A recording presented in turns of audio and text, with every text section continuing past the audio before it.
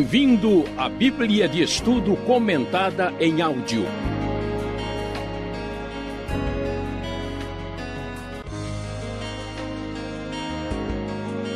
Estudo 44, baseado em Êxodo 2.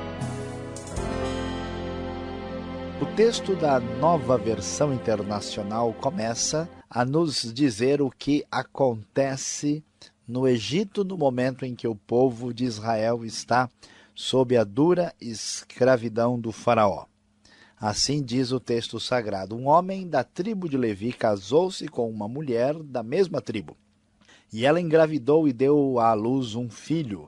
Vendo que era bonito, ela o escondeu por 3 meses. Quando já não podia mais escondê-lo, pegou um cesto feito de junco e o vedou com piche e betume. Colocou nele o menino e deixou o cesto entre os juncos à margem do Nilo. A irmã do menino ficou observando de longe para ver o que lhe aconteceria. A filha do faraó descera ao Nilo para tomar banho. Enquanto isso, as suas servas andavam pela margem do rio. Nisso viu o cesto entre os juncos e mandou sua criada apanhá-lo. Ao abri-lo, viu um bebê chorando. Ficou com pena dele e disse: este menino é dos hebreus. Então a irmã do menino aproximou-se e perguntou à filha do faraó: a senhora quer que eu vá chamar uma mulher dos hebreus para amamentar e criar o menino? Quero, respondeu ela. E a moça foi chamar a mãe do menino. Então a filha do faraó disse à mulher: leve este menino e amamente-o para mim, e eu lhe pagarei por isso. A mulher levou o menino e o amamentou.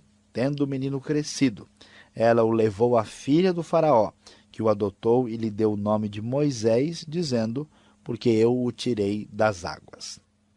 Este é um dos trechos mais conhecidos de toda a Bíblia, a famosa história do nascimento de Moisés. O povo de Israel está sofrendo debaixo da severa escravidão no Egito, e quando estamos esperando o que Deus vai fazer, de onde Deus vai tirar forças, de onde Deus vai comandar o seu poder, de onde Deus vai tirar a sua ação poderosa contra o faraó, talvez nós pudéssemos esperar: Deus vai enviar um exército de anjos, ou quem sabe Deus vai levantar guerreiros ou uma nação, uma potência internacional para castigar o Egito. Surpreendentemente, o texto nos apresenta como a grande força de resistência contra Faraó e seu poder a figura do bebê Moisés. O nascimento de um bebê é a grande esperança que o povo tem. Nós temos a referência que Moisés nasce como alguém descendente da tribo de Levi. Nós temos outras referências depois que mencionam que os seus progenitores são Amrão e Joquebede.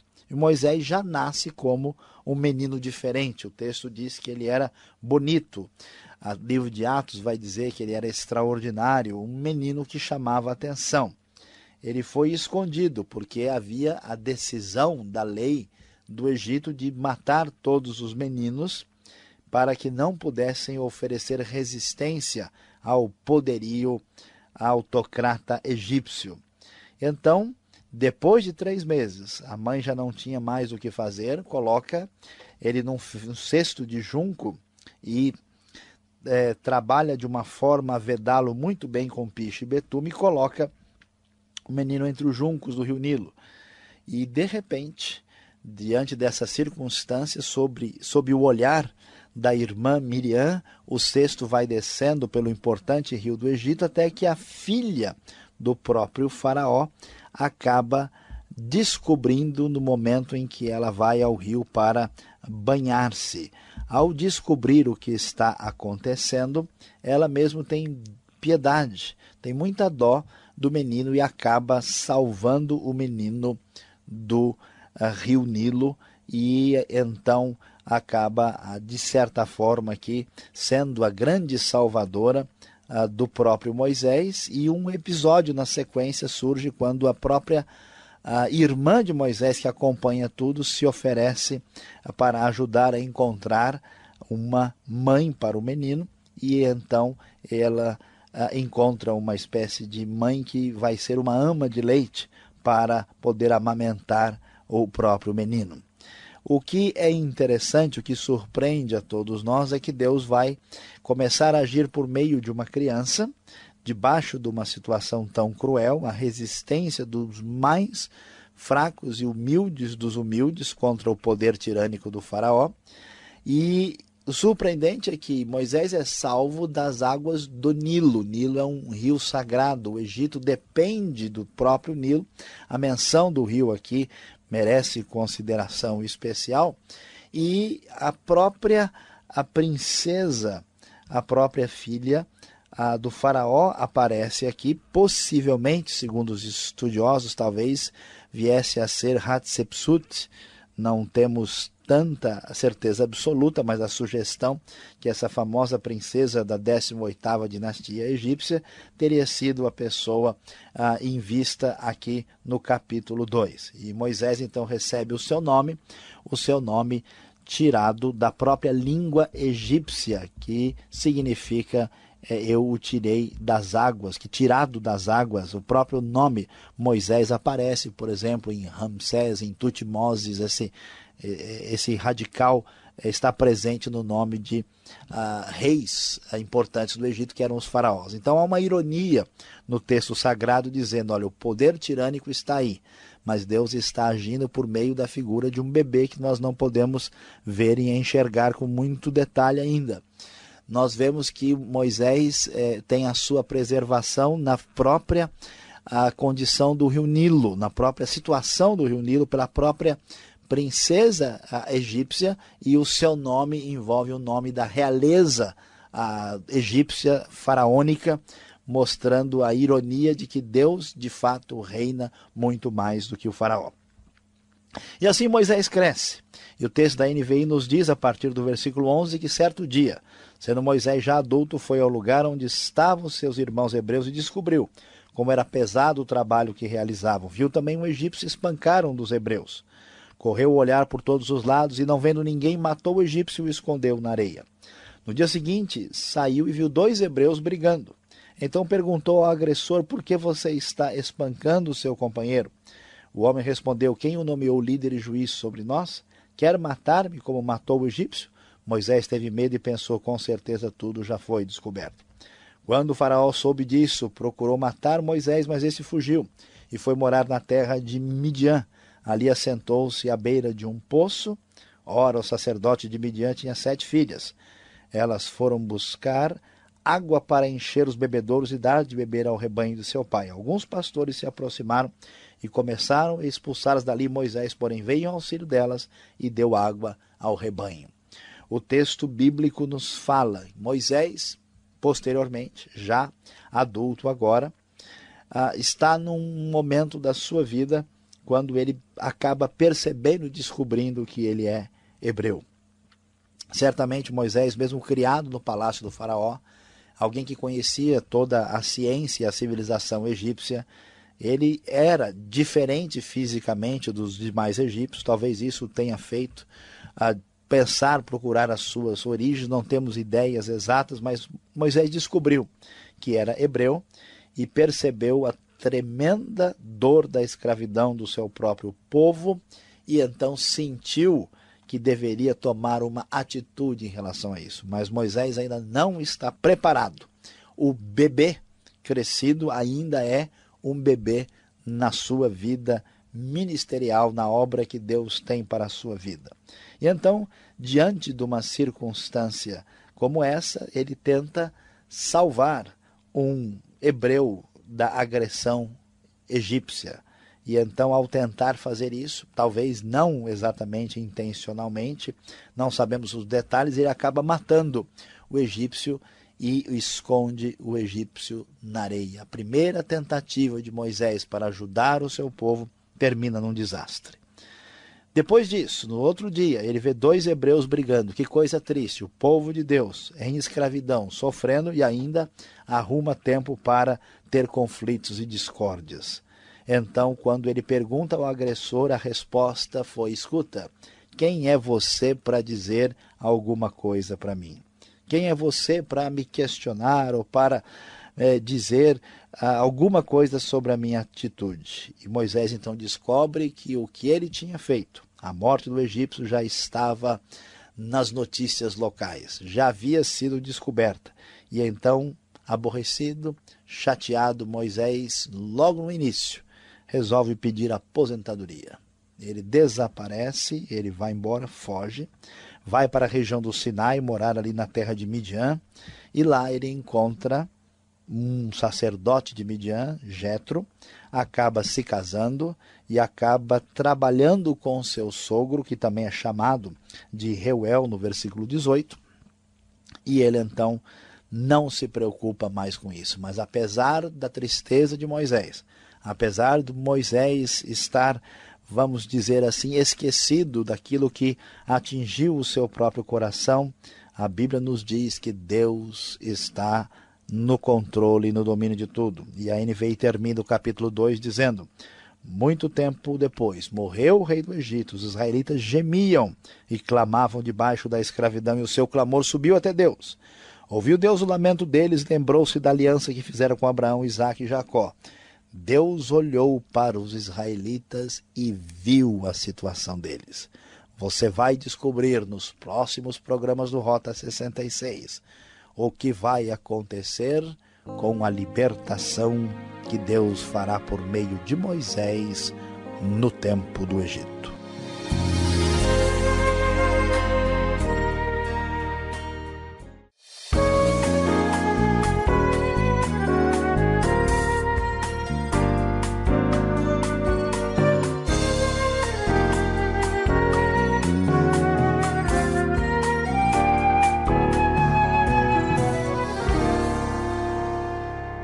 Ok, Sayão, Êxodo capítulo 2 está uma aula muito interessante e eu estou cuidando bem da criança aqui, Sayão. Primeira pergunta, o controle de natalidade, ele é legítimo? O que nós podemos observar desse texto? Bom, Alberto, aqui nós vemos um controle de natalidade perverso, né? Quando o faraó quer tentar destruir o povo, impedindo que eles cresçam numericamente. Agora, a questão do controle da natalidade é um pouco mais ampla, né? Um pouco mais complexa, e nós temos que entender os elementos bíblicos essenciais e temos que tomar um pouco de cuidado para não absolutizar uma questão que depende um pouco de contexto. Então, aqui, como também em outras situações, nós temos uma espécie de pressão contra o crescimento do povo de Israel, impedindo que eles tenham filho. O que nós encontramos no mundo de hoje, muitas vezes, é uma postura complicada, como a gente vai encontrar na China, por exemplo, onde a pessoa pode ter um filho só, daí isso é proibido, eles praticam aborto, praticam até mesmo infanticídio, o que é cruel. A ideia essencial da Bíblia é que Deus valoriza a família e a família deve ter filhos. Isso é saudável, isso é positivo.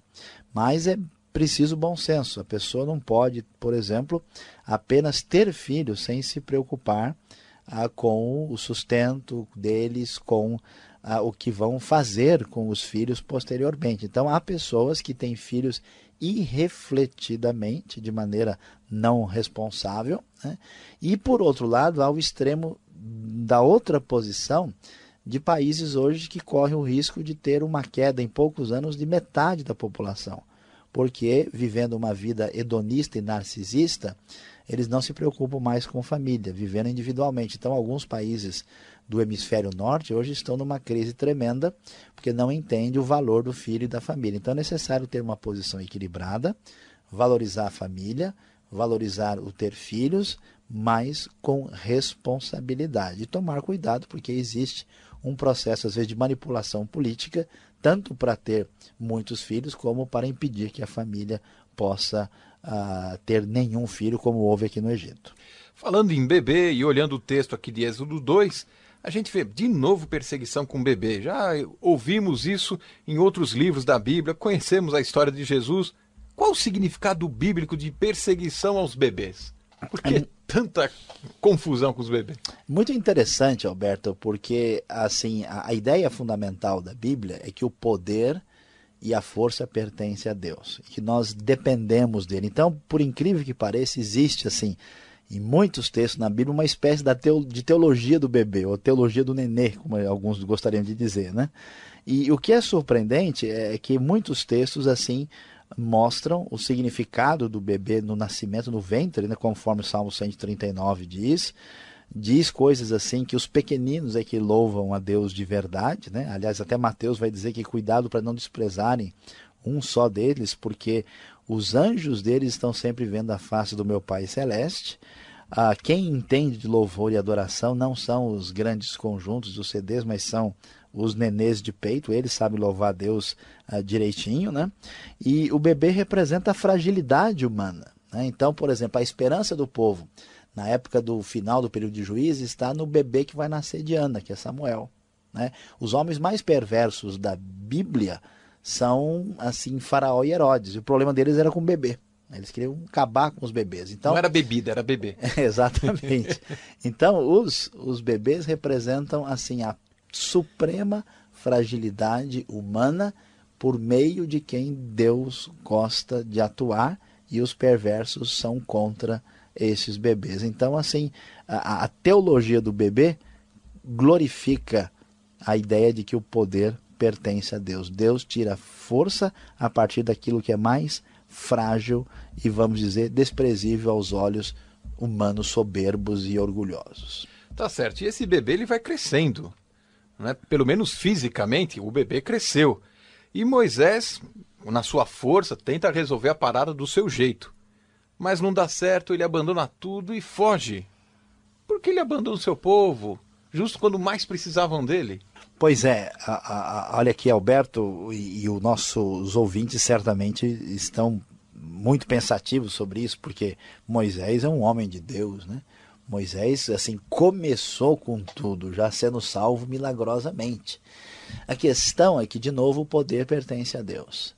E então, quando Moisés é sensibilizado para o problema do sofrimento do seu povo, ele tenta tomar uma atitude. Assim como uma pessoa na igreja, na sua denominação, na sua vida, ele sente um problema, ele tenta tomar uma atitude, mas isso não vai funcionar na força humana, na força da carne. Moisés, ao tentar fazer as coisas na força da carne, ele só tem desastre. Ele mata um egípcio, tem problemas com o seu próprio povo, e ele recebe o confronto, né, de quem diz, escuta, quem é você para falar alguma coisa? Ele fica chateado, deprimido, aborrecido, dizendo, olha, só fiz bobagem, sabe de uma coisa, eu vou cuidar da minha vida. É como uma pessoa que se decepciona com a igreja, se decepciona com o meio cristão, vê problemas, ele diz, olha, eu vou abrir uma firma. No caso de Moisés, a firma era de rebanhos, né? Eu vou cuidar da minha vida e eu, sabe de uma coisa, deixo isso para lá. Muda até de país, né? Deus tocou no coração, né? Mas ele não teve a condição de agir corretamente. Mais tarde a gente vai ver que pela atuação correta do poder de Deus, Moisés devidamente trabalhado, né? Aí ele deixa de ser um bebê espiritual, aí sim Deus vai mostrar o seu poder e a sua glória, a sua manifestação libertadora e salvadora por meio do mesmo Moisés, que é um fracassado. Ou seja, Deus transforma fracassados em vitoriosos quando eles entendem que a força e o poder pertencem a Deus. Entendi. Então quer dizer que o Moisés saiu do Egito como um bebê chorão, né? Exatamente. Tá certo. Continuou chorando, mesmo fora do cesto. O que dizer então, Saião, do aborto, do abandono de crianças que estamos vendo hoje em dia, né? De repente encontram crianças jogadas em lagos, no lixo, que coisa! É triste, Alberto, é uma espécie de síndrome de Faraó, né? Síndrome de Herodes. Aqui é uma espécie de infanticídio, até uma infantofobia da sociedade. Isso é assustador porque a gente percebe que os valores mínimos de que é um ser humano começam a desaparecer. A pessoa vale em função do seu desempenho da sociedade capitalista, sociedade que produz bens de consumo. Como uma criança não representa nada, aliás, a criança antes de sair do ventre da mãe não tem nem nem direito à existência jurídica, então nós vemos uma coisa cruel que é comparável aos campos de concentração nazista, que é o extermínio indiscriminado de crianças simplesmente por uma decisão da mãe ou de quem quer que seja. Isso é um absurdo. A igreja certamente tem que se posicionar de maneira absolutamente radical contra o aborto, que é crime, é homicídio. E o mais assustador é que com a perda desses valores, então, as crianças não são mais, muitas vezes, amadas pelo pai, pela mãe, desintegra-se a família. Portanto, a criança é um peso.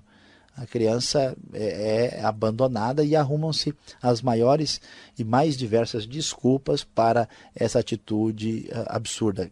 Ainda bem, graças a Deus, que há pessoas da lei tomando uma decisão sobre isso, porque senão nós vamos, estar numa situação muito problemática para a sociedade no futuro. E ninguém pode se desculpar com base no que aconteceu com Moisés e a sua mãe.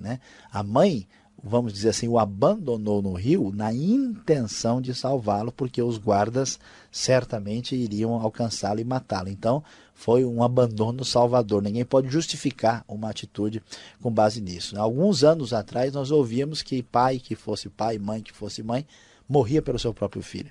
Hoje vemos crianças sendo trucidadas de maneira cruel. É uma crise doente na sociedade, que precisa ser revertida pelos valores das Escrituras Sagradas. Muito bem. Quantas coisas podemos aprender com os pequeninhos, com os bebês? Mesmo. Você aí continue sintonizado, vem agora a aplicação do estudo de hoje de Êxodo capítulo 2.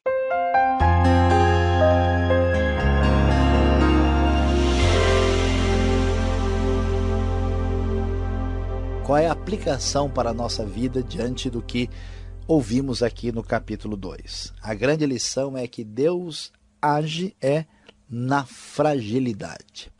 Toda a expectativa para a libertação da escravidão surgiria que teríamos um rei, teríamos uma figura expressiva, um general, um exército, soldados, e de repente quem surge é um bebê abandonado. Deus não entrega sua glória a ninguém mais. A ele pertence a força e o poder. Deus age por meio do bebê Moisés. Quando vemos na hora de Moisés agir em favor do seu povo, Moisés ainda não está fragilizado suficientemente. Ele confia na sua força e no seu poder. Deus trabalhará com Moisés para que ele dependa inteiramente do Senhor. Então você que nos ouve, meu querido ouvinte, saiba que a verdade é a verdade que existe no Novo Testamento mencionada por Paulo, que o poder de Deus se aperfeiçoa na fraqueza. Por isso, na sua fragilidade, exatamente onde está o seu ponto fraco, onde você acha que não tem como resolver, é que Deus vai construir a sua obra na sua própria vida. Que Deus abençoe o seu coração.